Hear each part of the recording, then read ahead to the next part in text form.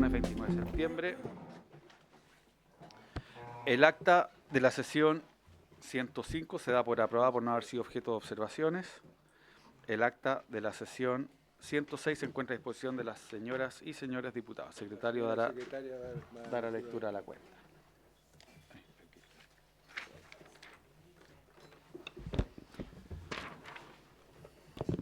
Buenas tardes, presidente. Se ha recibido los siguientes documentos para el día de hoy.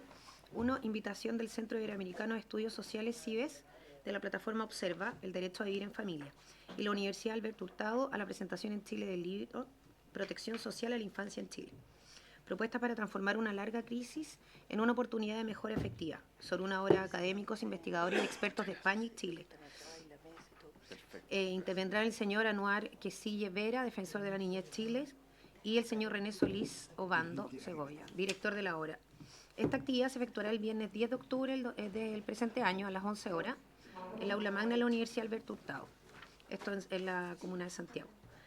El segundo documento, presidente, es una solicitud de la representante de la Asociación de Nuevas Familias Chile, señora Nicole Morandé, por la cual requiere entregar antecedentes relevantes para la discusión de los distintos proyectos que se encuentran en el Congreso Nacional respecto a la gestación subrogada. Otro documento, solicitud de la Secretaría General de la Federación Nacional del Acceso a la Justicia, FENADAC, señora Carmen Velázquez, para exponer ante la Comisión sobre la implementación del nuevo Servicio Nacional de Acceso a la Justicia y Defensoría de Víctimas.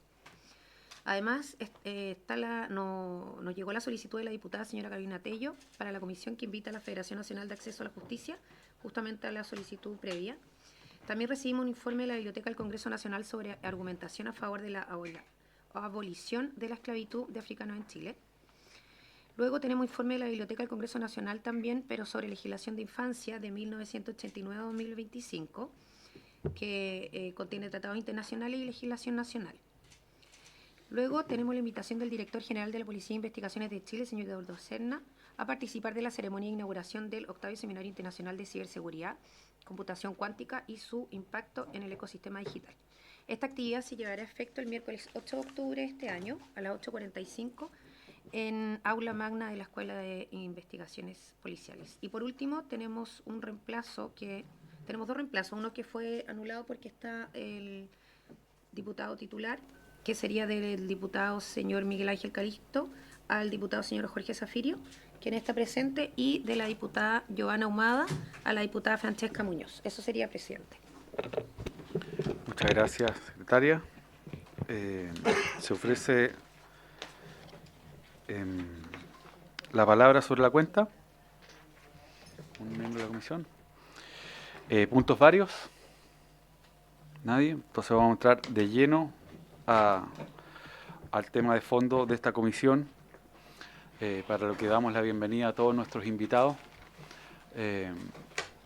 Esta comisión hace un tiempo se propuso la tarea de recibir a distintos actores en materia de niñez en particular, y hemos recibido, bueno, obviamente siempre la Defensoría, la Subsecretaría, el Servicio de Protección, pero ahí fuimos derivando a otras cosas también, la Subsecretaría de Redes Asistenciales, migraciones, la Fiscalía, los jueces, ¿cierto? Sindicatos de los servicios de protección, de las OCA también, y creo que por sugerencia, de hecho, del director del Servicio de Protección Especializada, había hablado del trabajo que estaba haciendo en particular con ustedes que fueron no miembros de una comisión, sino como acudieron a un llamado para entiendo, entregar ciertas visiones respecto de, en particular, las familias de acogida, ¿cierto? Que es un cambio que se sabe que se está haciendo y se le quiere dar urgencia. Y también en la prevención de los ciertos adolescentes o preadolescentes inimputables, ¿cierto? Que es todo un tema hoy día porque se están usando, hay muchas cosas ahí que tratar, pero hoy día que se le está usando como escudo, ¿cierto?, del crimen a muchos de ellos, y es algo que no solamente queremos evitar, sino que queremos contrarrestar, ¿ah? Y por eso, bueno, aquí vamos a partir con el tema de la prevención en inimputables, ¿ah? Y para eso está aquí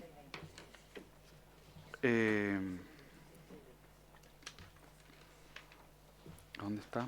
Gail McLean, de la Fundación Paz Ciudadana, y también está Carolina Báez, de la Consultora Internacional Temas de Justicia y Prevención de la Violencia, que representan a un grupo grande, ¿cierto?, que participó en instancias de conversación con el Servicio de Protección en este tema. Tienen espacio para una exposición breve. La idea es que este espacio dure cerca de media hora, ¿cierto?, para también después poder seguir con las familias de acogida y eventualmente también poder tener un breve espacio común, porque seguramente hay temas que se juntan. ¿Ah? Eso. La palabra, ¿cómo? Perfecto. Sí, toda suya aquí. Por favor, el micrófono.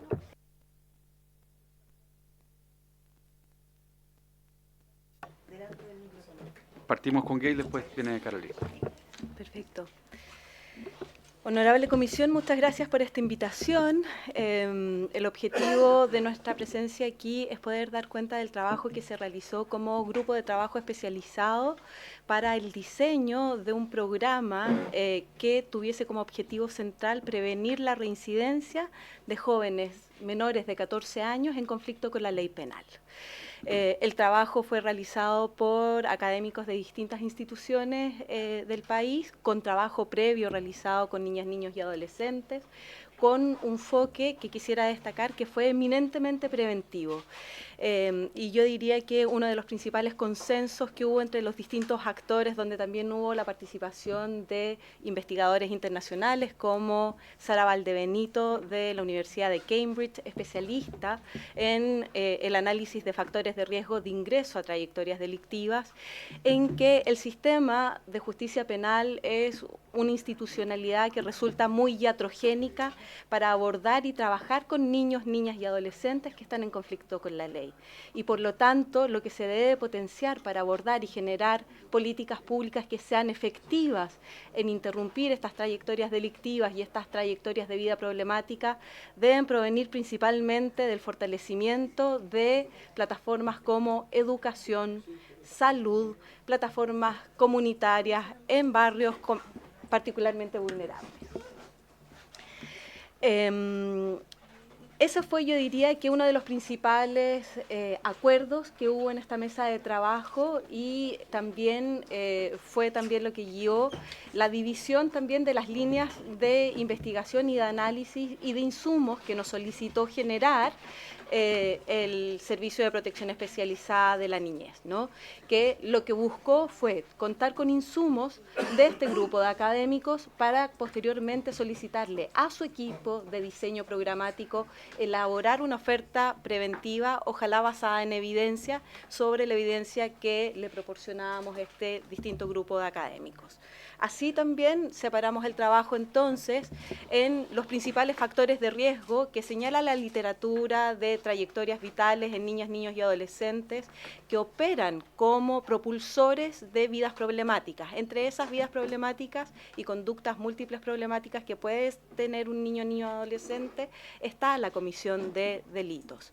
Entonces, los grupos se separaron principalmente en abordar factores de riesgo que fueran comunitarios, ¿no? Como los barrios, sus vulnerabilidades y los factores de riesgo que existen en estos espacios pueden operar gatillando factores de riesgo y propulsando ingreso a trayectorias delictivas. Lo mismo con el sistema escolar, especialmente teniendo en cuenta el escenario actual del caso chileno, ¿no? Donde estamos enfrentando post pandemia un problema de exclusión escolar relevante y ausentismo grave. Entonces fue también foco de atención especializada cómo fortalecíamos el trabajo y los sistemas de alerta temprano para recuperar esos jóvenes que estamos perdiendo y que están con inasistencia grave actualmente en el sistema escolar, entendiendo que los colegios, particularmente en barrios vulnerables, desempeñan un rol protector fundamental. Entonces el foco aquí no solamente fue de identificar cuáles son los factores de riesgo relevantes en el ingreso de trayectorias delictivas, sino también cuáles son los factores protectores que tenemos también dentro de nuestros municipios, en establecimientos escolares, en el sistema también de salud, que podemos potenciar para poder interrumpir estas trayectorias de vida problemáticas. Entonces hubo también un foco especial y un doble clic para poder entender cuáles eran los factores de riesgo y los escenarios complejos que estaban enfrentando niñas y adolescentes que podían estar operando el día de hoy como propulsores de vidas problemáticas, y también hicimos un foco en factores familiares, ¿no? Hoy día, según la información que nos ha compartido la Subsecretaría de la Niñez, tenemos un problema relevante también con muertes tempranas y violencia letal que está afectando particularmente a niñas, niños, y aquí tenemos dos grupos particulares en donde los aumentos en los últimos años ha sido especialmente relevante. Tenemos un grupo de 0 a 5 años, donde ha habido un aumento, y luego tenemos también un grupo de adolescentes que están involucrados ya sea como víctimas o como infractores y que mueren en estos hechos de violencia. Por lo tanto, también ahí tuvimos un foco relevante para poder identificar también cuáles son los espacios de apoyo a las familias que concentran factores de riesgo para poder abordarlos. Estos insumos fueron entregados ya hace un par de meses al equipo por parte de las distintas instituciones que generamos minutas identificando cuáles eran y cómo operaban los factores de riesgo, cuáles son también la evidencia que existe en la experiencia comparada sobre programas que son efectivos y que cuentan con evaluaciones de impacto robustos sobre la disminución de estas trayectorias de vida problemáticas en cada uno de estos subgrupos de trabajo, y a partir de estos insumos el equipo de la subsecretaría, del Servicio de Protección Especializada está actualmente elaborando una propuesta de trabajo. Entonces, repetiría y destacaría que uno de los principales consensos que encontramos entre los distintos participantes fue que lo que requerimos hacer es fortalecer principalmente plataformas de educación, de salud y comunitarias que sean eminentemente preventivas. Hubo un consenso ampliado sobre los efectos iatrogénicos que tiene el sistema de justicia penal para lidiar y enfrentar esta problemática. Entonces, el sistema de justicia penal no fue objeto de yo diría de recomendaciones para estos efectos.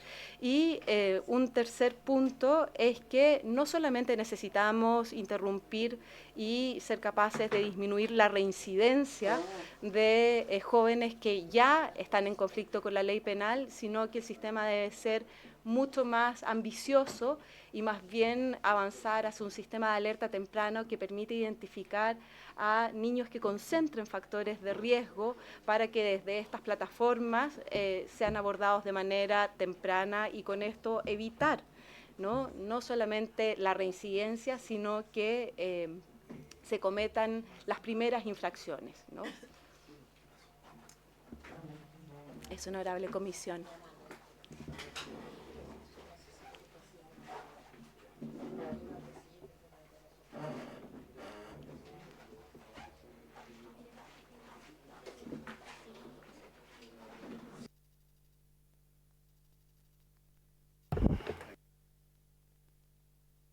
Ahí sí, disculpe, prosiga, por favor.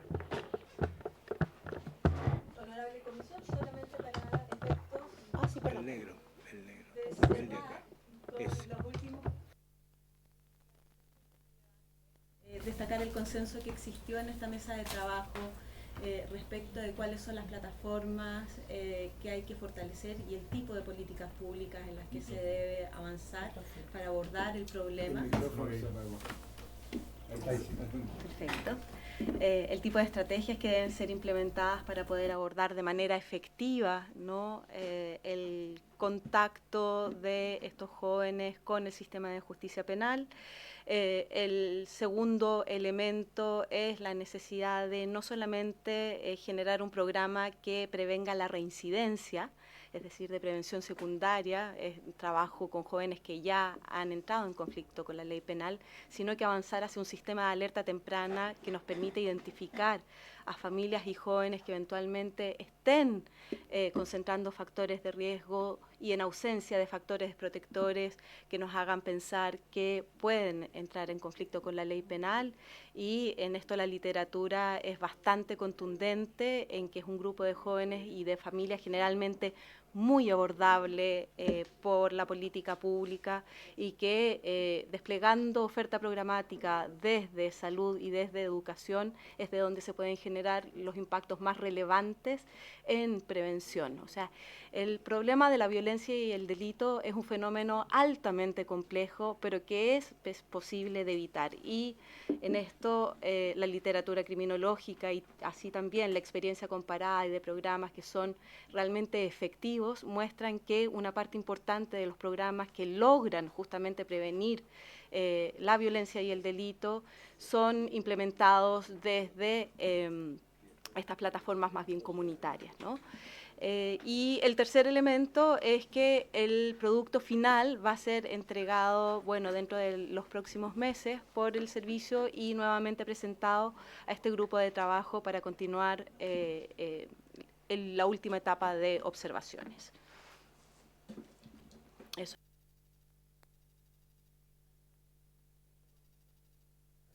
Ahí.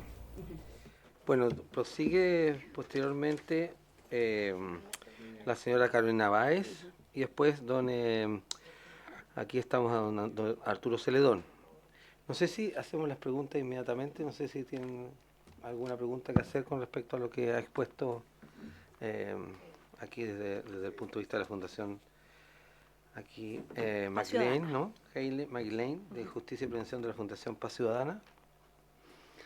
Yo solamente acotar un poco si es que en ese resumen ustedes van a hacer llegar un resumen, en fin, ¿ok? Me parece muy interesante cuáles son los factores protectores y cuál es finalmente la secuencia que ustedes tienen para observar esos factores protectores. Absolutamente, diputado. Nosotros podemos compartir la minuta que se hizo llegar en su minuto a la mesa de trabajo, que justamente lo que tiene es un apartado del marco teórico, los insumos teóricos para avanzar en el desarrollo de esta política pública y también un levantamiento de cuáles son los factores de riesgo que están identificados en los estudios longitudinales que se han hecho en la experiencia comparada y luego una propuesta de cuál es la oferta programática que requiere ser desarrollada para poder abordar de manera efectiva estos factores de riesgo. ¿Sí, diputada? Sí, solo no quisiera dejar pasar la oportunidad de saludarles, por cierto, y saludar también el trabajo que llevan adelante. Me remonta esto a un proyecto que estamos discutiendo hace poco que tenía que ver con rebajar la edad para la responsabilidad penal adolescente. Yo lo siento mucho, puesto que lo expresé en su momento en una intervención, queda claro con la exposición de ustedes, yo conozco su trabajo de antes, digamos, por eso también no alcancé a escucharla completa, pero entiendo lo que es relativo a los factores de riesgo y también las cuestiones que desde el Estado se deberían implementar para poder prevenir el delito en la adolescencia, incluso en la niñez, y en ese sentido voy a decir algo que es evidente, pero la falta de oportunidades termina generando o determinando un contexto en el cual los jóvenes tienden a estar más expuestos a cometer delitos. Entonces, es una cuestión para mí relevante y significativa el que también como legisladores podamos tener muy en cuenta cuáles son los factores y con eso seguir trabajando en legislación y, por cierto, desde el gobierno que esté en disminuir las brechas sociales. O sea, veía la otra vez una cifra importante, no recuerdo bien, lo abordamos en una sesión, pero era la relación entre los jóvenes que habían pasado por centros de cuidado del Estado y que hoy día se encuentran reclusos, digamos, en una cárcel, un 48%. Entonces es brutal. O sea, ahí viene un poco esto que se conversa mucho en la sociedad, las personas, respecto que, claro, la cárcel es para los pobres y un sinfín de cosas. Me parece que es todavía más trágico cuando vemos que el resultado de una sociedad con falta de oportunidades se traduce en que niños y niñas que quizás tienen las mismas capacidades que jóvenes, que niños que viven en barrios más acomodados, que tienen mejores oportunidades, que bien que así sea por esos niños que tienen buenas oportunidades, pero que mal que no seamos capaces de garantizar las condiciones básicas para que una familia pueda criar a un niño y para que un niño pueda desenvolverse y desarrollarse con todas sus capacidades. Creo que valoro la invitación a esta discusión también, presidente, puesto que es importante poner todo en contexto. O sea, no podemos hablar de una mesa aislada para ver qué es lo que ha fallado el Estado respecto a la vulneración de derechos y no vincularlo con un tema tan contingente hoy día como es la crisis de seguridad, en la cual también cuando se habla de los niños y de los jóvenes se habla como si fueran, no sé, demonios, gente que nació como con un gen delictivo, cuando lo cierto es que son las condiciones sociales. Entonces, si no trabajamos en paralelo con la reinserción, si no trabajamos en paralelo, por cierto, con la disminución de las brechas, es imposible que algún día vayamos a terminar primero con la vulneración de derechos de la infancia y la adolescencia y, por cierto, con un resultado que se termina produciendo a largo plazo, que podría ser cualquiera de nosotros en menores en las mismas circunstancias, y es terminar cometiendo delitos y siendo una persona condenada para siempre, digamos, en la cárcel. Y con esto quiero terminar. Un caso muy emblemático, el mal llamado Cizarro, que es un niño que empezó a delinquir a los 8 años y que, entiendo, seguía, digamos, en la cárcel. O sea, de qué forma le fallamos. Después es muy fácil hablar de la delincuencia, pero no somos capaces de trabajar por disminuir esa brecha y esa falta de oportunidad. Yo valoro mucho el trabajo que hacen, por cierto, haciendo presente aquello, pero no hay soluciones fáciles para problemas complejos. Así que hay que darse el trabajo de abordar el proceso integralmente. Muchas gracias. Gracias, presidente. Gracias, diputada. También tomando en consideración que en antiguas conversaciones de esta comisión se han logrado ciertos acuerdos con respecto a lo que viene de la discusión de la ley de presupuesto. Si mal no recuerdan los diputados y diputadas presentes, porque al menos en el ámbito de los ex participantes del Sename, en fin, actual Mejor Niñez, han habido peticiones bastante concretas. Y tiene que ver con esto, tiene que ver con los ámbitos de prevención. Hay una seria discusión en nuestra patria acerca del tema de la delincuencia, el abordaje de aquello, y uno de los ámbitos de la prevención, al igual que dar una lucha frontal contra la delincuencia, es un ámbito insustituible. Bueno, le damos las gracias, pasamos entonces a la consultora internacional en temas de justicia y prevención de violencia, la señora Carolina Báez. Está presente, ¿verdad? Sí. Gracias. ¿Aló, me escuchan? Sí. Sí, le escuchamos. Ya. Perfecto. Bueno, en primer lugar, muchas gracias por la invitación. Voy a tratar de complementar más bien lo que dijo Gail, más que repetir. Ya somos parte de la misma comisión y lo que hicimos fue un pequeño resumen acerca de algunos hallazgos y temas que se conversaron durante esta comisión, que también obviamente resumió muy bien Gail. Bueno, respecto al diagnóstico, no les voy a mencionar los datos estadísticos. Estamos hablando del diagnóstico de adolescentes menores de 14 años que se han encontrado en alguna situación de transgresión a la norma y que han llegado al servicio de protección especializada o que se han detectado dentro del servicio de protección especializada. Mencionar en primer lugar que poder hacer ese diagnóstico hoy en día es bastante difícil detectar, porque la mayoría de los casos llegan por tribunales vía medida de protección, cosa que está bien en términos de que estos niños tienen una medida de protección porque son vulnerados en sus derechos por distintas razones. Son adolescentes que han sido víctimas de maltratos, abusos, etcétera, que ingresan por esa causa al servicio y que dentro del servicio se detecta que también tienen otro tipo de conductas que en alguna medida muchas veces son consecuencia de estas historias de vulneración y factores de riesgo asociados, ¿ya? Ahora, algo que creo que es importante destacar de esto es que un buen porcentaje de los adolescentes que se han detectado, por lo menos en este diagnóstico previo que se realizó en el servicio, mostraron indicadores o mostraron una condición de ingreso de abuso sexual, ¿ya? Esto no es menor porque muchas veces en el colectivo, la comprensión colectiva de la población, se hace esa segregación entre infractor y vulnerado, o niño y adolescente víctima y niño y adolescente agresor. ¿Ya? Lo que nos encontramos en la realidad es que la mayoría de los niños, sobre todo de muy temprana edad, como son los menores de 14 años, tienen muchas situaciones de victimización asociadas y por lo tanto no podemos dedicarnos solamente al tema de la trayectoria de delito, digamos, sino que también tenemos que evaluar y valorar las necesidades que presentan en el ámbito de la protección. ¿ya? Ahora, estas son algunas cifras que nos dio hace poco la Subsecretaría de Prevención del Delito, y si se fijan, las cifras de adolescentes menores de 18 años en el último tiempo se han relativamente mantenido, 2023-2024, de adolescentes que transgreden la norma, ¿ya? Sin embargo, cuando miramos las estadísticas acá, vemos que la proporción de adolescentes menores de 14 años versus mayores de 14 años es muy pequeña. Acá esto es bien importante por varias razones. Uno, nos ayuda a desestigmatizar un poco la idea de que hay mucho involucramiento de menores de 14 años en el delito. La verdad es que la proporción es bastante baja. No significa que no haya que abordar esa población, pero es bastante baja y, como dijo Gail, es muy abordable por la política pública, ¿ya? Una inversión en esta población a esta edad, en términos de prevención, podría ahorrar muchos costos, digamos, de recursos públicos en los siguientes años, ¿ya?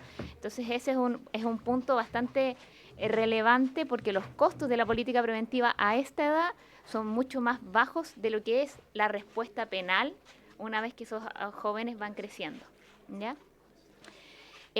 Dentro del diagnóstico de la población también identificamos, además de estas experiencias de victimización, vulneración, temas de salud mental no tratados, consumo problemático de sustancias, exclusión escolar temprana, déficit en habilidades socioemocionales y de regulación emocional, producto de estas mismas experiencias de victimización.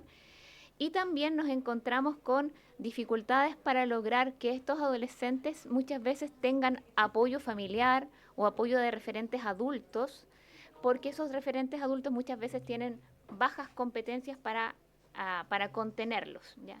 Sin embargo, desde una perspectiva evolutiva, no podemos negar el hecho de que un adolescente de 14 o menor de 14 años requiere del apoyo de un adulto significativo, ¿ya? Y por lo tanto, estas respuestas y estas políticas tienen que considerar activar mayores recursos en personas adultas, ya sea en familia nuclear, familia extensa, que pueda acompañar en los procesos de intervención a estos adolescentes. Y finalmente, otro tema que hablamos también, no tan en profundidad, pero que creo que hoy día es un tema bastante relevante, es el tema del reclutamiento de adolescentes a temprana edad desde el crimen organizado de distintos niveles de complejidad. Hoy en día tenemos distintos niveles de crimen organizado en el país, han ido evolucionando en alguna medida y el reclutamiento es diverso. Encontramos tipos de reclutamiento en redes sociales, tipos de reclutamiento en la misma comunidad y también donde muchas veces el crimen organizado da una respuesta en la comunidad ante la ausencia de ciertos recursos e instituciones que no están activas en esos espacios comunitarios más vulnerables o en los cuales incluso no entran muchos actores institucionales por temor al nivel de delito que hay dentro de la comunidad, ¿ya?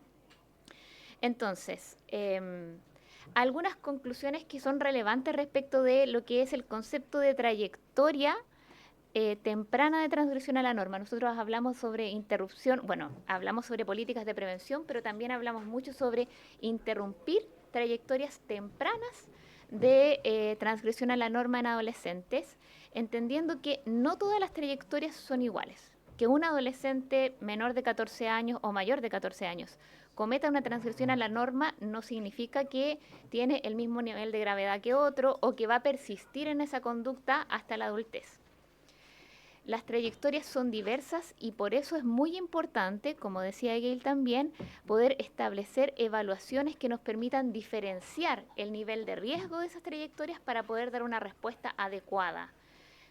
La respuesta y la medida de la respuesta va a depender del nivel de riesgo de esa trayectoria. Y para eso existen procedimientos, metodologías, y Chile es uno de los países que, la verdad, tiene muchos estudios, bastantes estudios en Latinoamérica y instrumentos que pueden sustentar ese tipo de políticas, ¿ya? Otro tema importante es que el inicio temprano sí es un factor que puede predecir mayor riesgo de persistir en los adolescentes. Por lo tanto, si bien la idea no es estigmatizar a los adolescentes menores de 14 años que cometen una transgresión, sí es muy importante contar con una respuesta preventiva especializada que atienda a estas necesidades y que pueda detener tempranamente posibles trayectorias de mayor riesgo hacia la adultez, porque ya son más vulnerables a la mantención por el hecho de haber partido tempranamente.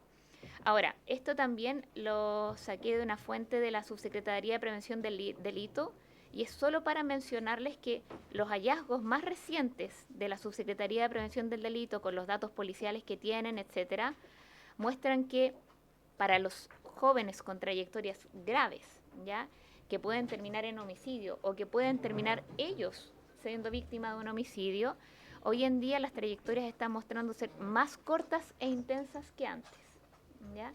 O sea, hay una evolución más rápida en las trayectorias de los adolescentes, lo que significa que tenemos que tener una respuesta también bien pronta, y también estos datos nos muestran que, claro, cuando estas trayectorias inician de manera más temprana, hay más riesgo que estos adolescentes terminen en situaciones, involucrados en situaciones de más violencia. Y también, como decía muy bien Gail, se ha mostrado últimamente que las cifras de muertes de niños, niñas y adolescentes han aumentado, y dentro de esas cifras se encuentran niños, niñas y adolescentes en contexto de participación de actividades delictuales. Por lo tanto, el riesgo no es solamente de ellos hacia el resto, sino también esos adolescentes están en un alto riesgo vital al involucrarse en este tipo de actividades. ¿Qué recomendaciones valoramos relevantes para la intervención? Y él mencionó bastantes. Bueno, en primer lugar, ella mencionó que nosotros conversamos y acordamos que la respuesta del sistema de justicia penal para menores de 14 años no está mostrando evidencia científica de resultados preventivos, etcétera, ¿ya? Y por otro lado, la respuesta de privación de libertad lo que muestra en realidad es que, si bien a la luz de todos nuestros ojos una persona privada de libertad durante ese tiempo no puede cometer delitos afuera, aparentemente, ¿ya?, eso a mediano y largo plazo se incrementa el riesgo delictual igual. O sea, las personas que son privadas de libertad aumentan su riesgo de mantener la conducta delictiva, no lo disminuyen, de acuerdo a toda la evidencia nacional e internacional, ¿ya? Dentro de las recomendaciones, entonces, tenemos la necesidad de hacer una evaluación de riesgo y una intervención diferenciada, porque, por ejemplo, cuando nos encontramos niños, niñas y adolescentes que, de acuerdo a la evaluación de factores de riesgo, presentan un bajo riesgo, si los metemos a una intervención especializada para adolescentes con trayectorias delictuales, podemos aumentar su riesgo por contaminación criminógena con otras jóvenes, por el estigma social, porque los retiramos de sus actividades evolutivas normales, ¿ya? Por el hecho también de que fomentamos una identidad en esos adolescentes en un periodo de la vida que es bastante crucial, ¿ya? La respuesta tiene que ser integral, intersectorial, y, como les mencioné anteriormente, lo que funciona más son aquellos programas que están instalados en la comunidad. ¿Nos vamos a encontrar con adolescentes con este tipo de conductas en residencias también? Sí, lo vamos a encontrar. ¿Requiere que esos equipos de residencias tengan habilidades, herramientas y una metodología específica para trabajar con ellos? Sí, lo requiere. Pero lo que tal vez es importante considerar profundamente es que generar residencias específicas como una respuesta a la transgresión a la norma en adolescentes no ha demostrado que funcione en ninguna parte, ¿ya? Como primera respuesta especialmente, ¿ya? Y finalmente, el tema de uso de prácticas basadas en evidencia. Ahora, ¿en qué nos aportan las prácticas basadas en evidencia? Principalmente nos ayudan a identificar qué funciona y qué no funciona, ¿ya? Y acá tal vez voy a saltarme esto. Lo que logramos hacer con este equipo, digamos, de asesores fue sistematizar aquellas prácticas que van a ser más efectivas para abordar factores de riesgo a nivel individual, familiar, escolar y comunitario, ¿ya?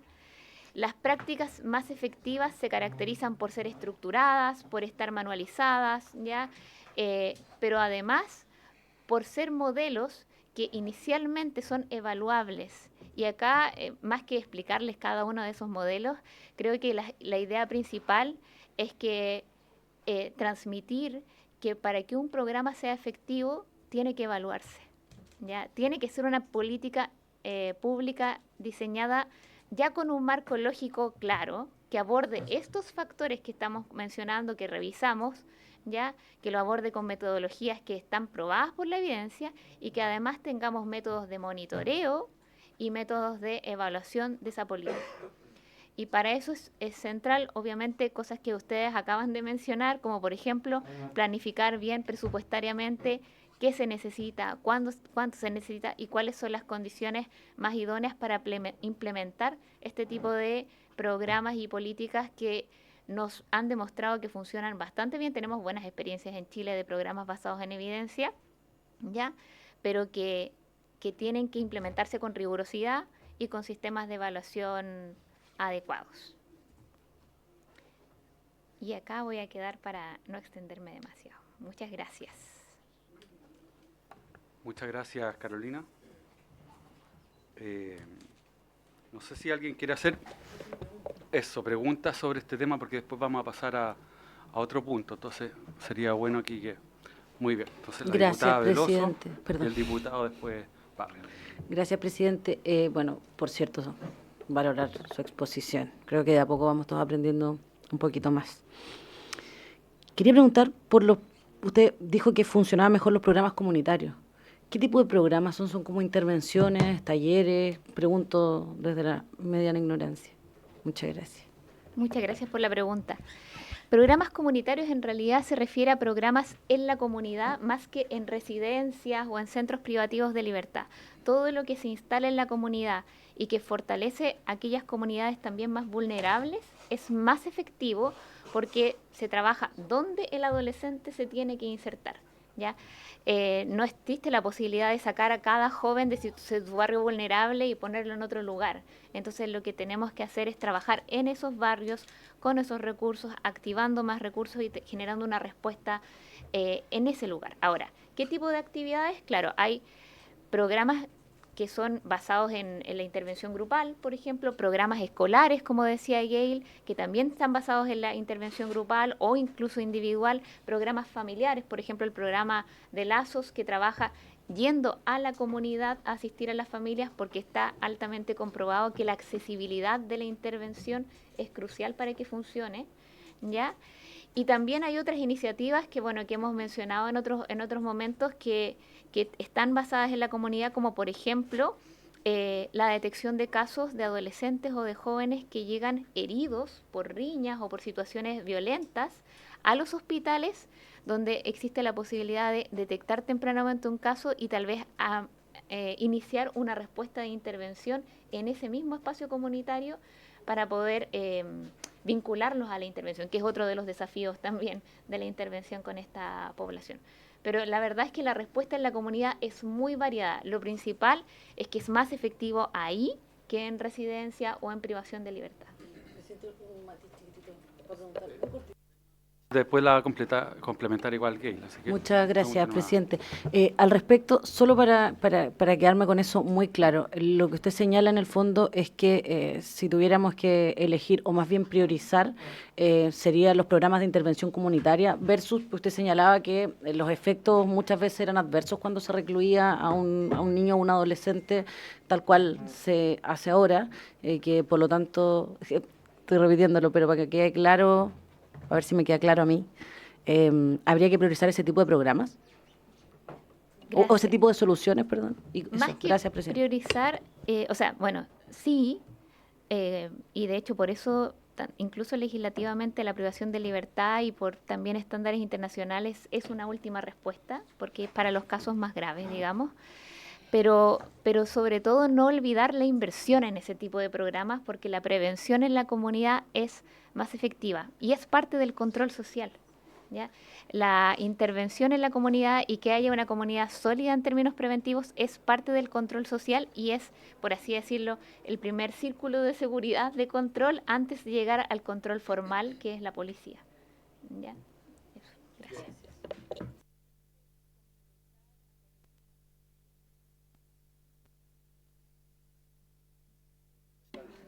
Ahí sí, perfecto.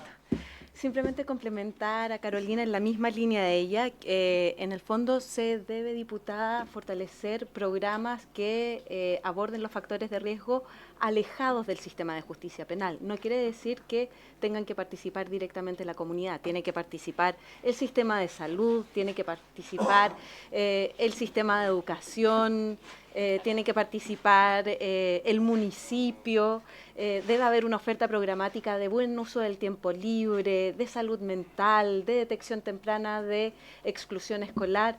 En general, no hay un solo factor de riesgo que explique el involucramiento de los jóvenes en trayectorias delictivas. Son múltiples los factores y por lo tanto es necesario abordar esos múltiples factores, pero no solamente como oferta social general, no es oferta social general, es oferta especializada en abordar factores criminógenos. Entonces, no es un programa que está destinado a todos los niños que están en problemas de exclusión escolar. No, estos son niños que están en situación de exclusión escolar, pero que además concentran otros factores de riesgo.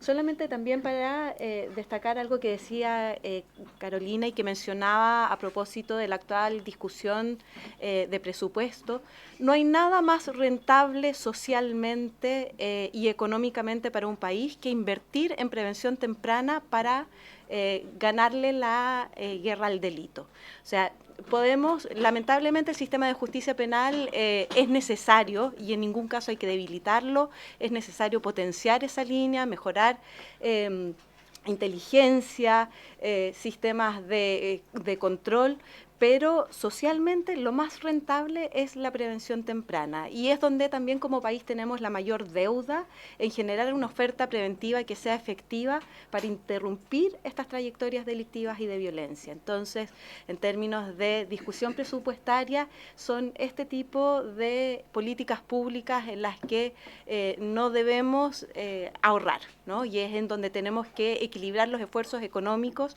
porque, como nos muestran los análisis de los últimos 15 años de inversión presupuestaria en justicia y en prevención en general y en seguridad ciudadana, solo 1 de cada 10 pesos lo hemos invertido en prevenir y en interrumpir estas trayectorias delictivas. Presidente, por su intermedio, agradecer las exposiciones. Ahí sí, bueno, por su intermedio, agradecer las exposiciones. Yo soy de los convencidos que los ámbitos de violencia, de delincuencia, en fin, si no tenemos un ámbito de prevención, podemos estar llenos de cárceles en Chile y el problema no va a ser superado, ¿no? Y no va a ser superado porque no hay un ex antes, por decirlo de una manera. Y mi pregunta va, porque como estamos pronto a la discusión de la ley de presupuesto, yo sostengo que en Chile durante el último tiempo y quizás en mucho tiempo, no he hecho una investigación historiográfica sobre el punto, pero no hay una real política infanto-juvenil, ¿no? Que tome, como usted bien ha señalado, los diferentes puntos desde el punto de vista de la salud, desde el punto de vista de la educación. Hay estertores, hay espasmos, y que duran re poco al final, ¿no? Cada uno de los gobiernos trata de hacer algo, porque es evidente lo que esta comisión observa en cada una de las intervenciones o de las cosas que vamos viendo acá. El punto es que no hay un análisis un análisis cuantitativo, no solamente cualitativo, cuantitativo de si que los recursos, los programas que hay son bien utilizados o no bien utilizados desde el punto de vista del cambio de conducta en los niños y las niñas.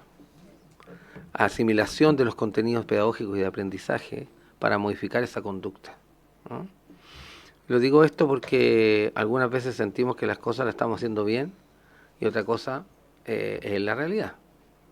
El CENDA previene de cómo se inició a cómo está, es muy distinto. Y yo creo que ha ido mermando su capacidad, por ejemplo, de interacción o de intervención en estos mismos planos, ¿no? Se le quitó en uno de los gobiernos todos los ámbitos relativos a la territorialidad, por ejemplo. Entonces yo no sé si tienen un estudio de eso o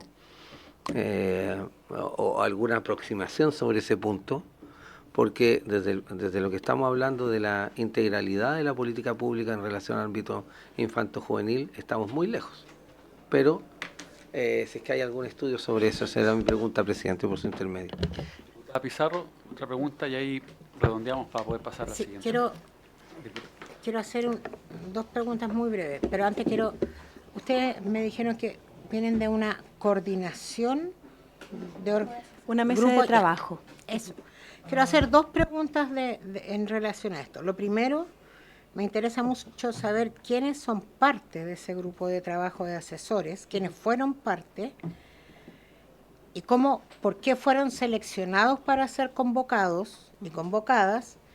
Y también me interesa mucho saber si las conclusiones a las que llegaron o están llegando nos las pueden hacer llegar, pero además de eso, ¿a quién la hacen llegar ustedes para que tenga sentido esta coordinación? Porque aquí hemos hablado harto del tema, de hecho lo dice la convocatoria, es una mesa de trabajo que hemos intentado hacer, pero más que el hacer, ¿a dónde llega para ser escuchadas las propuestas? Y por eso quiero saber quiénes la conforman y cómo fueron convocados, incluso si es posible, breve, obvio, cómo trabajaron, porque nosotras como comisión necesitamos tener insumos para que en un momento hagamos síntesis de esto y hacer nuestro planteamiento. Pero necesitamos tener esa información, porque si no, solo recibimos y siento que eso no nos sirve en demasía. Eso. Diputada Pizarro, aprovecho, sí, porque efectivamente la citación no fue lo suficientemente clara. En algún momento el director del Servicio de Protección Especializado de la Niñez nos comentó sobre esta, no sé si era mesa de trabajo, es un grupo de asesores, ¿cierto? Sí, quiero que ellos digan por qué no nos explicó cómo la iba a quiero Sí. saber cómo existieron O si siguen existiendo, o si, claro. No, sí, recuerdo eso. Perfecto. Respondiendo a su pregunta, lo que en términos de oferta programática se requiere para poder dar cuenta de esos resultados son evaluaciones de impacto, ¿no? Y lamentablemente nuestra oferta programática actualmente, salvo algunos pocos programas, como mencionaba Carolina, cuentan con un diseño a la base que permita luego evaluar sus resultados. En general, se requiere un marco lógico robusto o una teoría del cambio robusta que permita tener muy claro cuáles son las acciones que se van a desplegar en el marco de un programa y qué se espera de cada una de esas actividades en términos de resultados intermedios que se van monitoreando a través de procesos de evaluación de procesos y luego entender cuál es este resultado final y esta evaluación de impacto. Entonces, ahí hay un gran desafío en la generación de la oferta programática actualmente que sea capaz de, por una parte, contar con este diseño a la base que luego permite su monitoreo correctamente y entender y medir sus resultados y su impacto. Y lamentablemente ese diseño, y por una parte a veces es deficiente y yo diría que un punto clave es que muchas veces los recursos para hacer evaluaciones de impacto se caen de los presupuestos, ¿no? Entonces, nos faltan evaluaciones robustas y son pocos los casos, al menos en materia de prevención, que cuentan con ese tipo de evaluaciones. Por ejemplo, el terapia multisistémica, que es parte del programa Lazos, cuenta justamente con esa evaluación de impacto, pero es bastante excepcional en el caso de la oferta programática en general, ¿no? La idea es que seamos capaces de trasladar una perspectiva y una mirada de salud pública, así como implementamos vacunas, con la misma seriedad implementamos oferta programática social y somos capaces de medir el impacto positivo que genera. Luego, a la pregunta de la diputada, tengo aquí el listado de quienes intervinieron en esa mesa. Bueno, está Carolina Báez, Francisca González, socióloga de la Universidad Católica, Carolina Hidalgo, trabajadora social, Pamela Hervis, Pilar Larroulet, Gail McLean en representación de Fundación Paz Ciudadana. Las instituciones fueron diversas instituciones, diputada, que contaban con experiencia previa de trabajo en niñas, niños y adolescentes involucrados en conflicto con la ley, particularmente en conflicto con la ley penal, ya sea desde distintas perspectivas: educación, salud mental, en el caso de Fundación Paz Ciudadana en materia de oferta, de análisis de oferta programática, en análisis de cifras de involucramiento también, y de evaluación también de programas basados en evidencia. Entonces fue, yo diría que un mosaico de profesionales que traían a la mesa distintas perspectivas que el servicio buscaba poder tener a la vista la evidencia y las líneas de trabajo de cada una de estas instituciones para poder luego, con esa información y con esos insumos, diseñar un programa que fuese capaz de prevenir la reincidencia de menores de 14 años en conflicto con la ley penal. Eso, perdón, presidente, sí, porque me interesa mucho. Ojo que estamos bien cortos de tiempo. Sí, muy breve, muy breve. Y ese planificación después de sus informes y su trabajo está en desarrollo. Así es, ese diseño programático actualmente está en desarrollo. Es mejor niña.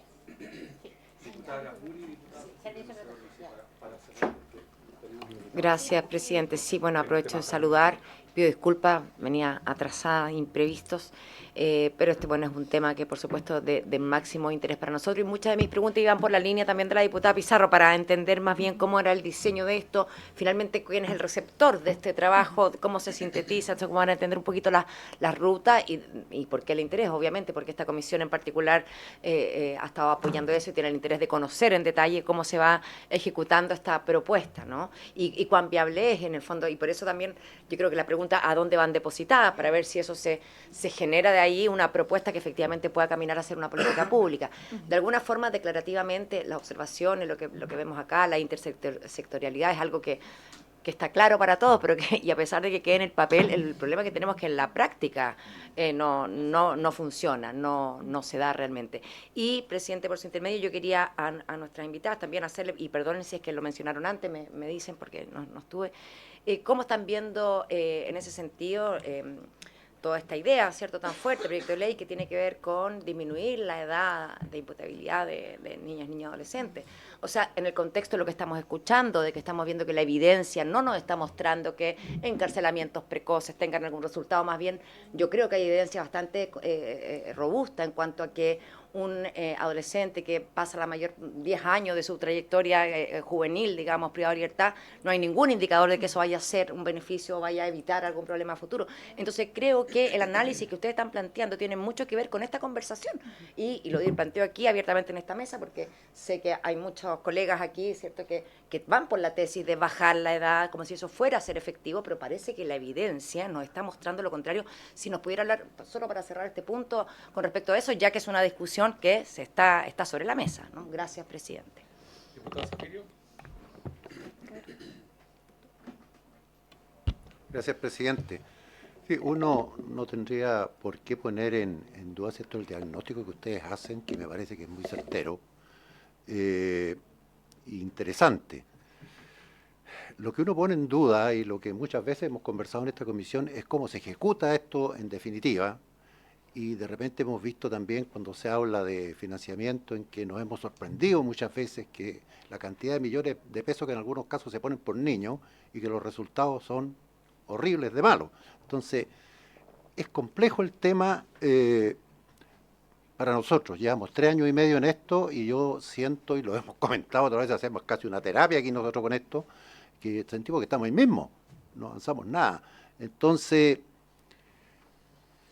junto con el diagnóstico que ustedes hacen, que yo creo que puede ser muy certero, o sea, ¿cómo hacemos para que esto funcione? Yo creo que ese es el tema, ¿cierto? Nosotros hemos escuchado en múltiples oportunidades diagnósticos que la realidad dice que son así. Por ejemplo, usted decía, y seguramente es así, ¿cierto?, que el pescar a un niño que comete un delito y detenerlo y meterlo en una casa, ese niño joven sale peor para afuera. ¿Es así? ¿Qué hacemos entonces? ¿Qué hacemos entonces, cierto? Con todos los problemas de inseguridad que hay hoy día en el país.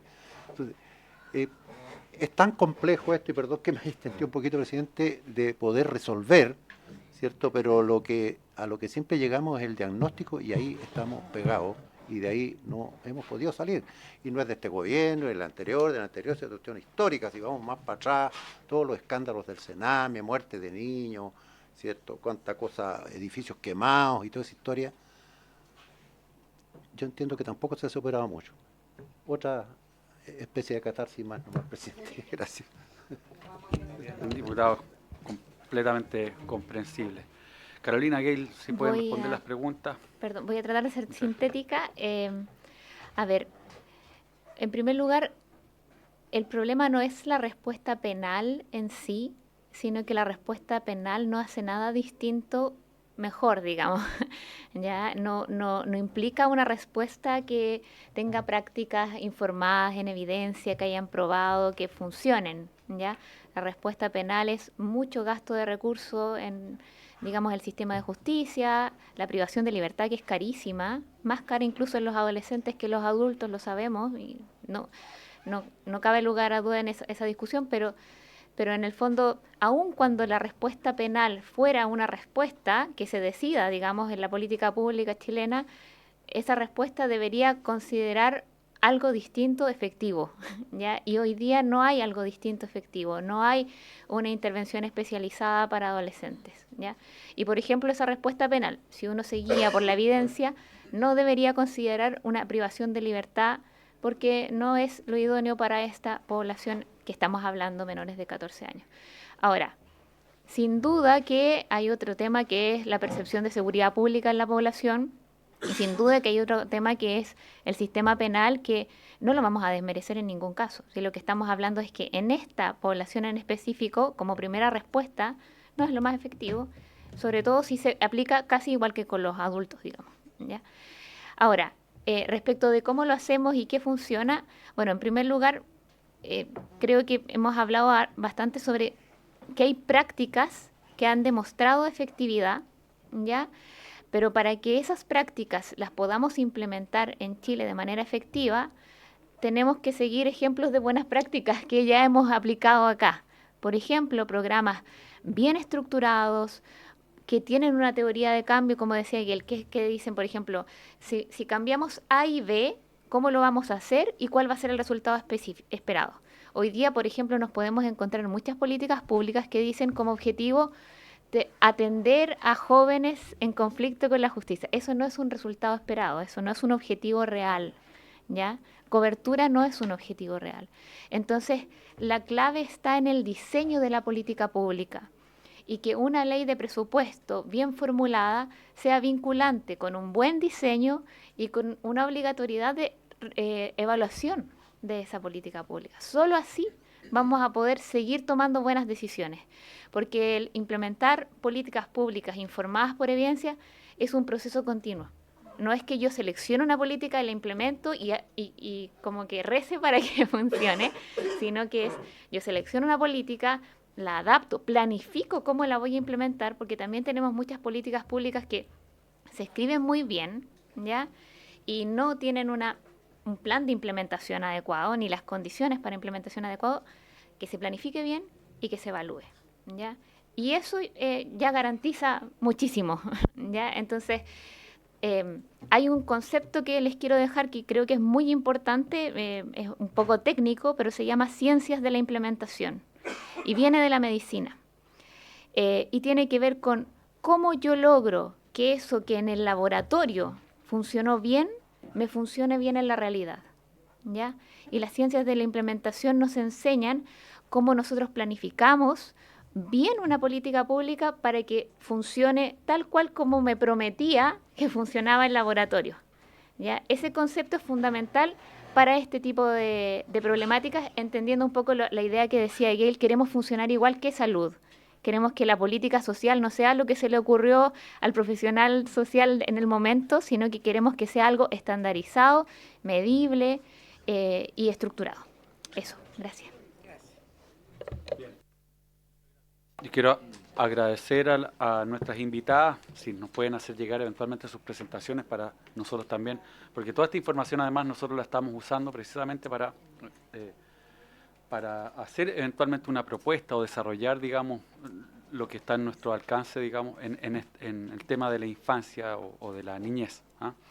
y lo que ustedes nos han entregado está más que claro, más que relevante, dado el interés también que han dispuesto los demás diputados. Muchas gracias, ¿no? Oye, y efectivamente nos queda muy poco tiempo para una exposición que es igualmente interesante. La semana pasada estuvo aquí la Fundación Colunga, de hecho, presentando temas de vivienda y niñez. Y hoy día vienen a hablar en representación de este mismo comité asesor en materia de familias de acogida, que ya sabemos también que es algo que importa mucho a esta comisión, sobre todo en el contexto de la adopción, ¿cierto? Las cosas que se pudieron hacer, las que no se pudieron hacer, y cómo creo que estamos todos de acuerdo de que el sistema de familia de acogida es algo que hay que desarrollar aún más. Yo le voy a ser muy sincero, tenemos poco tiempo, yo sé que ustedes tienen mucho que decir, pero efectivamente acá hay hartos diputados interesados.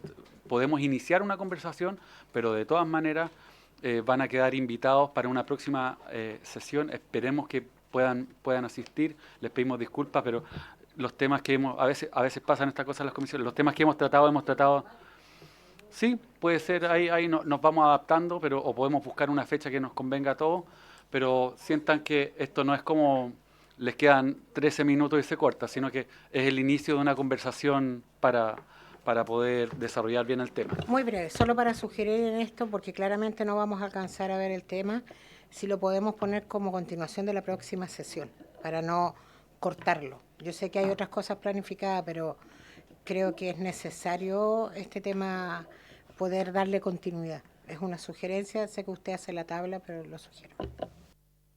Vamos a ver, diputada, porque también dependerá de los otros invitados que vienen hacia adelante, pero de todas maneras ya próximamente, si no es la próxima sesión, la subsiguiente.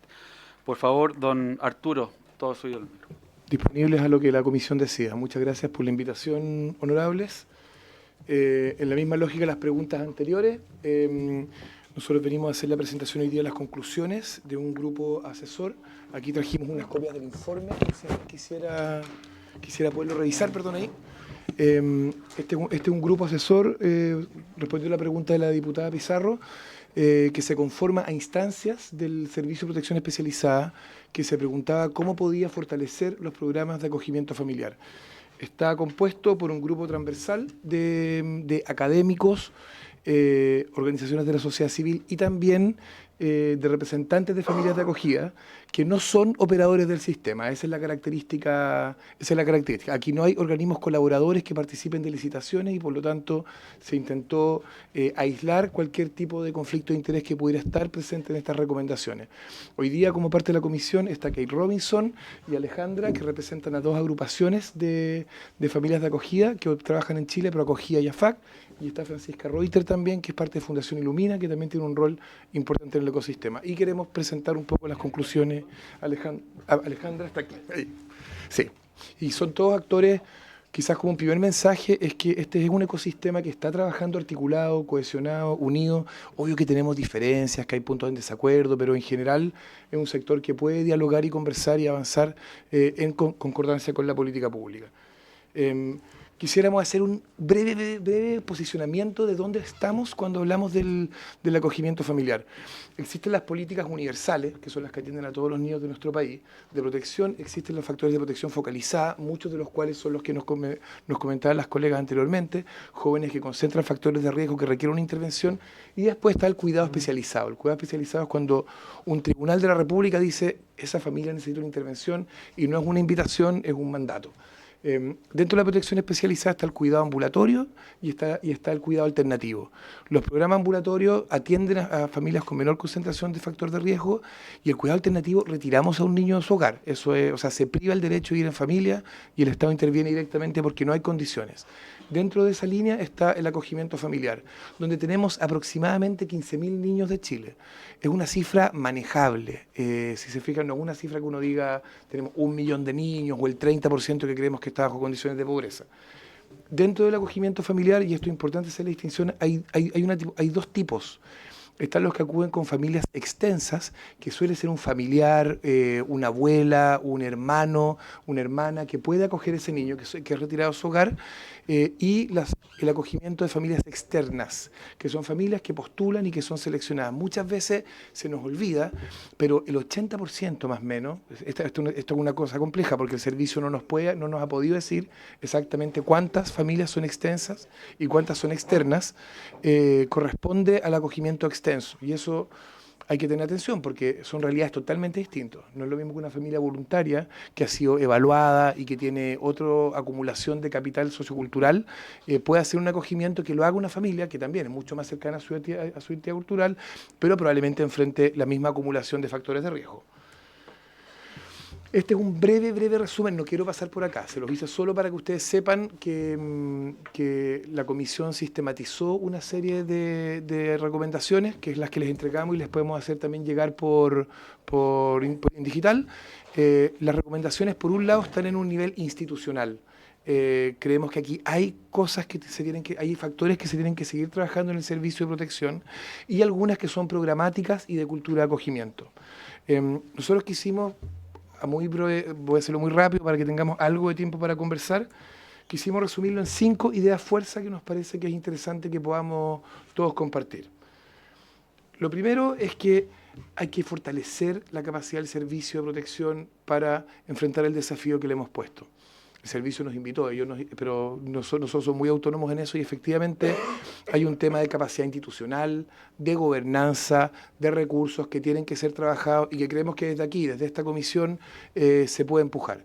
¿A qué nos referimos con eso? Teorías de cambio claro, metodologías de evaluación, capacidad de gobernanza, estabilidad en las licitaciones. Hay una serie de cosas que es administración y que no están funcionando o que pueden funcionar mejor.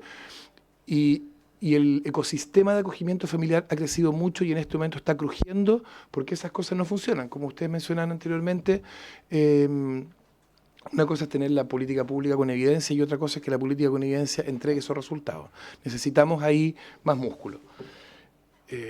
Lo segundo es que hay que enfrentar, y aquí nos asociamos también a los comentarios de la comisión anterior, hay que enfrentar los niveles de desprotección que está enfrentando hoy nuestra niñez.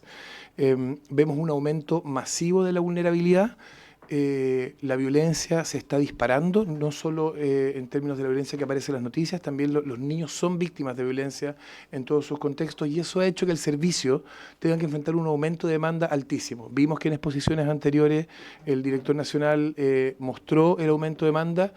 La teoría decía que el servicio iba a tener que enfrentar menos casos y por lo tanto iba a poder generar programas más especializados. Eso no ha ocurrido, ha habido un 40% de aumento sobre la demanda del servicio. Por lo tanto, a nosotros nos gusta, nosotros decimos dos cosas, el servicio es la UTI.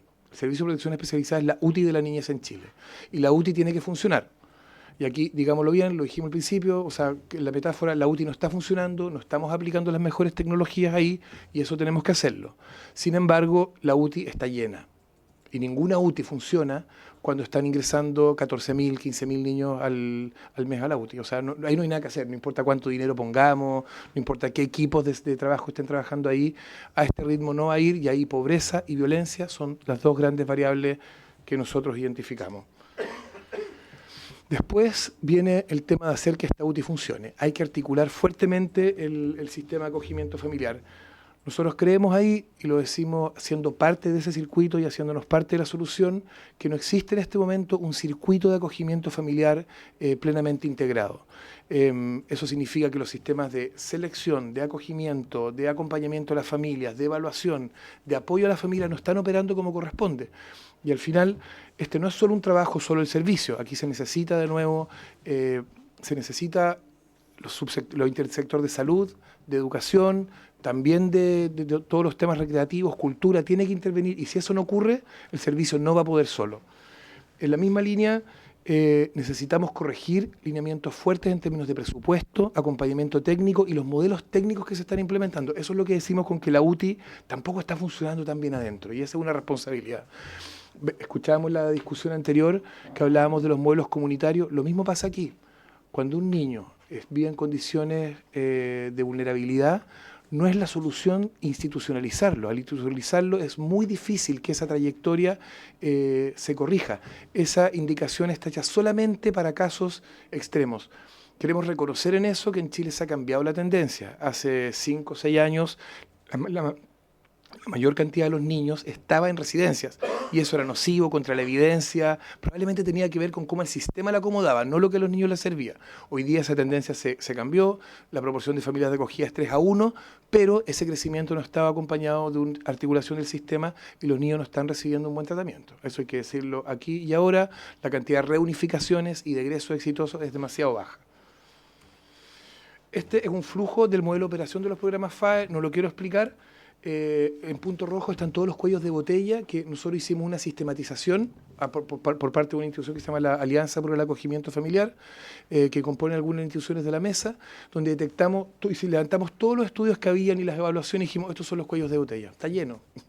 O sea, tenemos problemas en la captación de familias, nos faltan, tenemos problemas en la fidelización, en el entrenamiento, en el apoyo social a la familia, por lo tanto, acá hay un desafío mayor, el cual el servicio en este momento y la sociedad chilena, el servicio le ha encargado de ejecutar un mandato, pero no estamos llegando. Por lo mismo, creemos que es muy importante articular la línea de apoyos a las familias de acogida y de origen. Muchas veces tiene que ver con vulnerabilidad social, tiene que ver con pobreza, tiene que ver con estrés, tiene que ver con violencia en los barrios y al interior de las familias. En eso necesitamos articular claramente la protección social, que es la medida más costo efectiva.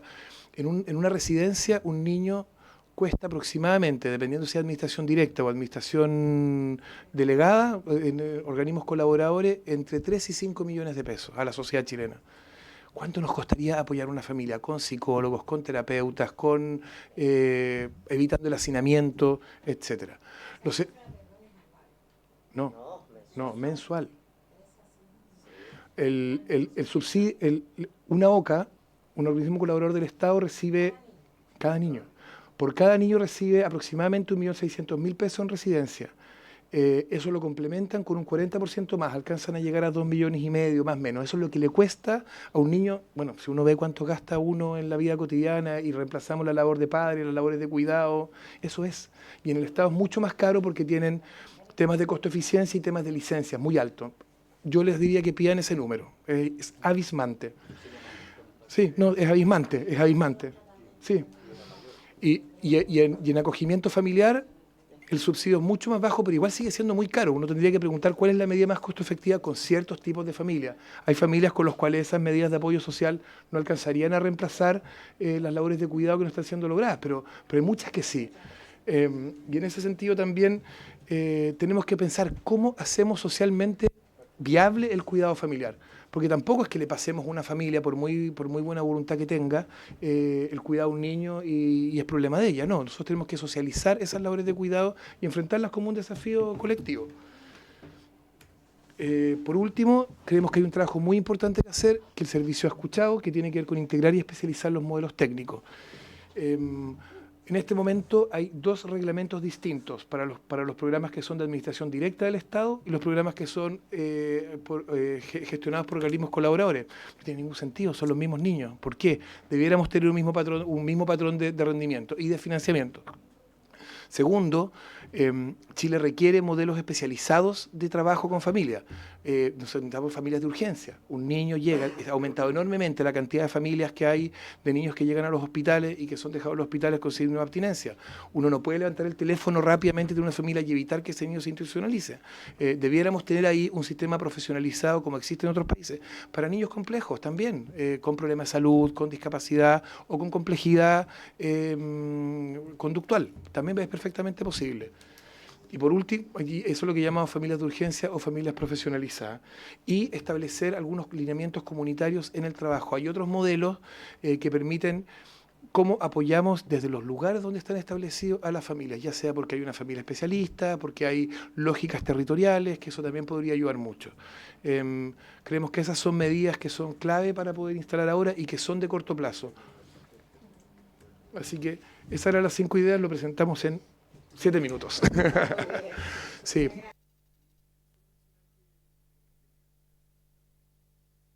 Solo mencionar que apreciamos enormemente la apertura que ha tenido el servicio de abrir estos espacios de colaboración. Esto no existía antes.